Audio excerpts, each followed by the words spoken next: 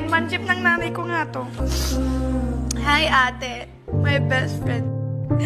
Ang pangit ng sulat talaga. Ano to? For the goal in life and my partner in life, Mama and Daddy always love you and remember that I'm your number one fan. Agree!